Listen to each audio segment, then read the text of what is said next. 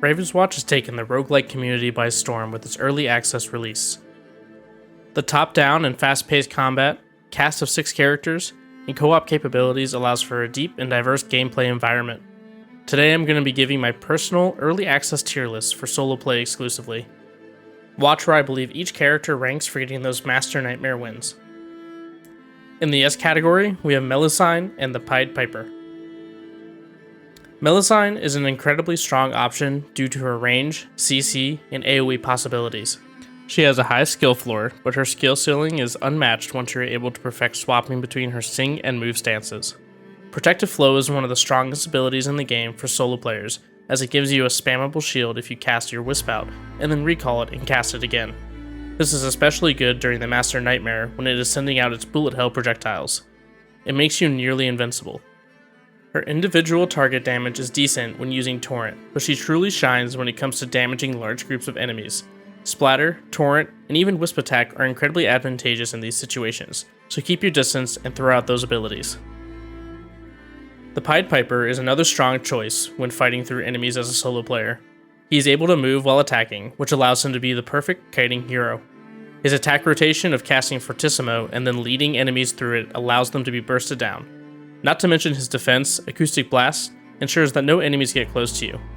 What might be the most impressive part about his kit is that he is constantly generating rats with his infestation trait. This creates potential for the Pied Piper to have high levels of burst and allows him to turn the tide in any fight. That's it for the S category. Let's take a look at A, where we have Scarlet and Aladdin. Scarlet is the spearhead of Ravenswatch, and where most players may start their journey. She has a very interesting day and night playstyle, where she swaps between Red Riding Hood and the Big Bad Wolf, respectively. As the wolf, she is incredibly tanky and has high levels of preservation and lifesteal. As Red Riding Hood, she is quick, nimble, and deadly. Using Cloak directly into fully stacked Swift Strike is sure to cause a ton of damage. In fact, out of all the heroes, I managed to kill the Master Nightmare the fastest as Scarlet. I did it in one cycle. The reason I put her at A tier is because I feel like she is heavily build dependent. I got the perfect rotation of upgrades that allow me to reset and cast Swift Strike multiple times, which made clearing out waves of enemies incredibly simple. I was also able to get legendary upgrades across the board. Without these, I fear I would have had some additional difficulties with winning my run. Aladdin is a fan favorite across the community due to his item utility and cool guy syndrome. He definitely has one of the most unique traits in the game so far with Genia of the Lamp. I haven't fully invested enough time to make full use out of the damage or heal and shield wishes, which I feel are better suited for co-op play. At the beginning of my runs, I do the 3 immediate wishes to get myself some shards and 3 magical objects. That alone sets Aladdin up for success, as he is quite strong with this buff. He has a fairly simple gameplay concept, which involves throwing out his enchanted blades, ensuring they hit enough enemies to stack his weapon's enchantment, dashing and catching the blades for some defense or heal, and then quickly attacking with the enchanted weapons. Just rinse and repeat and you'll be good. This is who I would put in the A category. Onward to B, where we find the Snow Queen. The Snow Queen is a combination of Melusine and the Pied Piper. In my opinion, she does everything they do, but slightly worse.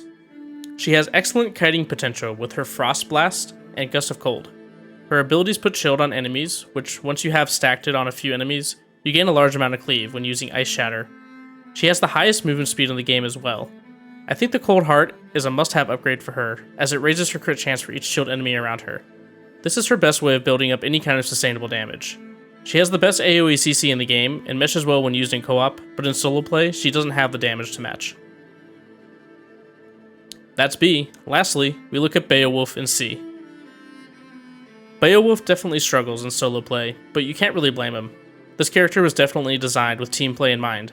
His trait, Last Worm, lets him enchant his abilities, which in solo play I would recommend using with Shockwave or Whirlwind, unless you need healing, then it's best to use with Shield. Beowulf is capable of clearing a solo run, but it will be slow. You will rely on his upgrades that boost his Ignite damage over time effect, but even with that, there is no real finishing move for Beowulf. Just make sure you are blocking and healing and slowly dwindle down the opposition. That is where I would put each of the heroes into an early access tier list for solo play. All this being said, you can play any of these heroes and win, but some have better options for taking out groups of enemies and dealing massive amounts of damage. I will be updating this list for every major update as they add more chapters and more heroes.